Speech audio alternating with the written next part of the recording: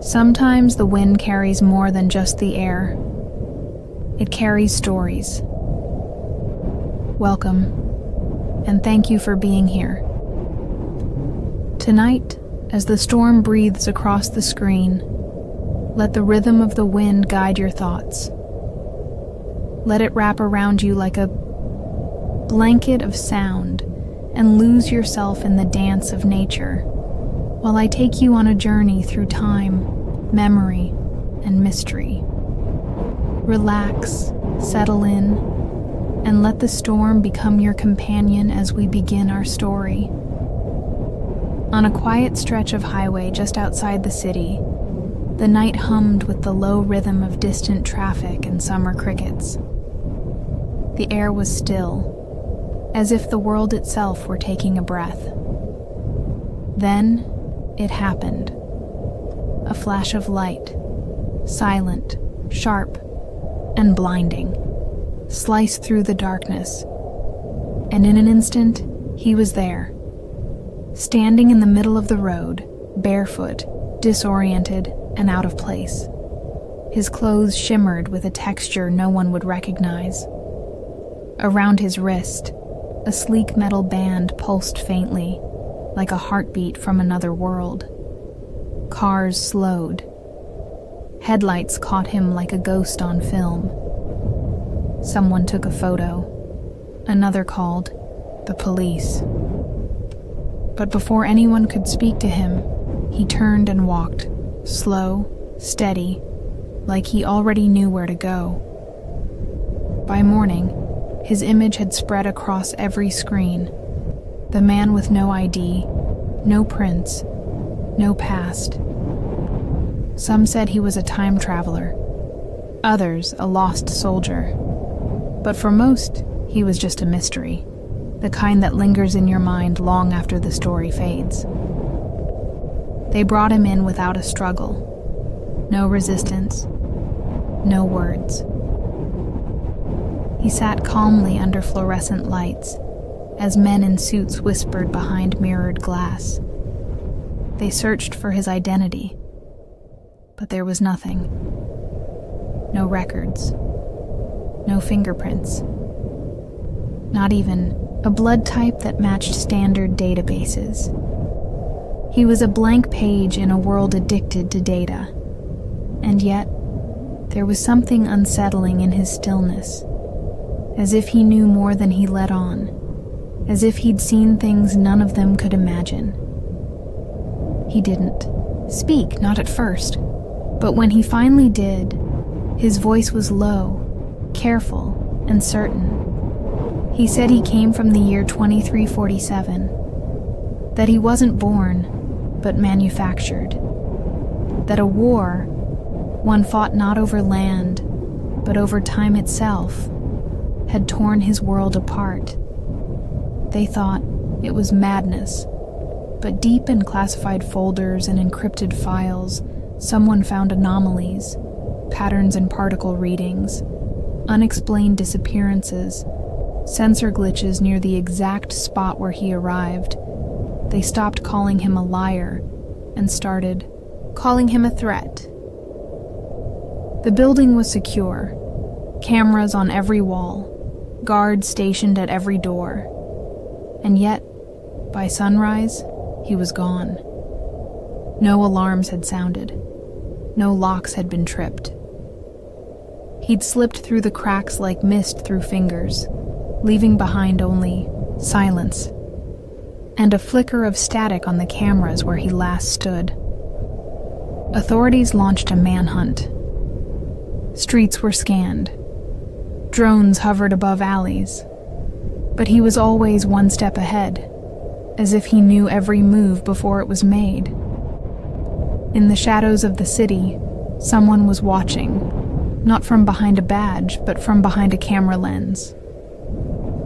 A journalist, she, had been following the story since the first image appeared on the news. But this was more than a headline. It was a fracture in reality, a riddle wrapped in time. As officials scrambled and theories ran wild, she began to trace his movements. The places he appeared, the patterns in the data no one else noticed. She didn't know it yet, but her search would lead to something far bigger than a man out of time. It would lead to the truth buried beneath everything we think we know. She found him in an abandoned observatory, high above the city lights. Dust floated through moonbeams.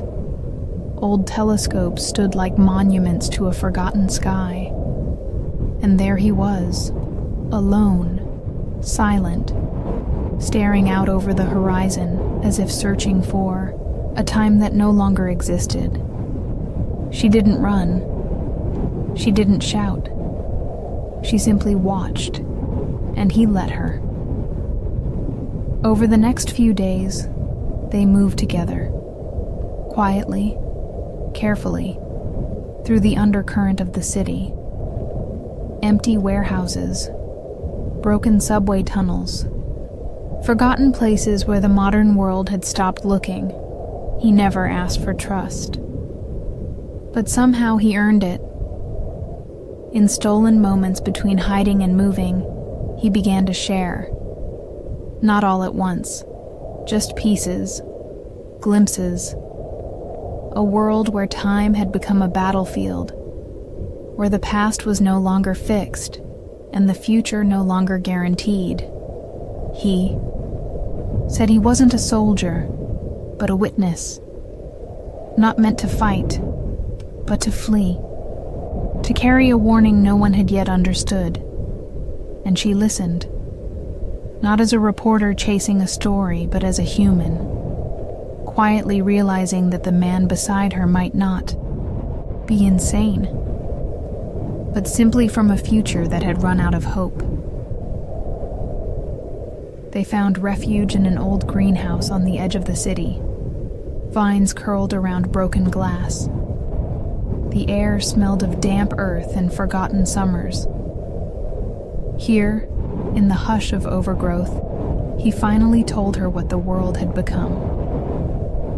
Time, he said, had been fractured, not by accident, but by design. In the future, humanity's desperation had outpaced its wisdom.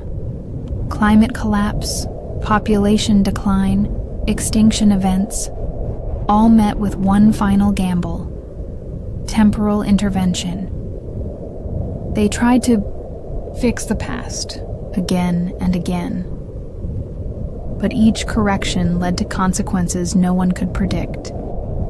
History bent, futures splintered, and soon, rival factions began shaping timelines like clay, each with their own vision of salvation. Wars broke out. Not in the streets, but in the centuries. Sabotage, assassinations, whole generations erased in the blink of a moment. And he was created by one of the last resistance enclaves, not to fight, but to run, to escape the collapse, to reach a point in history untouched, a window where warning might still matter. He wasn't here to change the future. He was here because it might already be too late. They were never truly alone. Even in the quiet, something watched. Satellites, hidden drones, the distant hum of an approaching presence. The greenhouse didn't last. One night, the darkness lit up with floodlights. Boots crushed through the underbrush. Commands echoed through the trees. But by the time they reached the shattered glass, he was gone. Again. This time she ran too. The journalist had crossed a line, no longer just observing, but protecting. She used her access, her voice, her platform. And then she told the world everything. Names were redacted, locations blurred, but the message was clear. A man had come from a broken future, and he carried with him a warning we could no longer afford to ignore. Some laughed. Some were terrified. But others listened. Whispers turned to questions. Questions to conversations. A quiet unease settled over the world. What if it was true? What if the future had already started unraveling, and we were simply catching up? He vanished on a rainy evening. No storm, no chase. Just the sound of water against concrete, and the gentle flicker of city lights through the mist. One moment, he stood beneath a street lamp. The next, he was gone. No one saw where he went, not even her. And yet his presence lingered. The world didn't change overnight, but something had shifted. A quiet ripple in the way people looked at the sky and at each other. A sense that time was not just a line, but a web, delicate, tangled, and fragile. In classrooms, students began asking deeper questions. In labs, scientists rechecked their assumptions. In hushed corners of power, a few began preparing for futures not yet written. She kept the files, the recordings, the fragments he left behind. But more than that, she kept the memory, not of a fugitive, not of a hero, but of a man who stepped out of time, not to escape the end, but to remind us that every moment matters, and maybe, just maybe, the choices we make tonight will echo softly, kindly, across the centuries to come.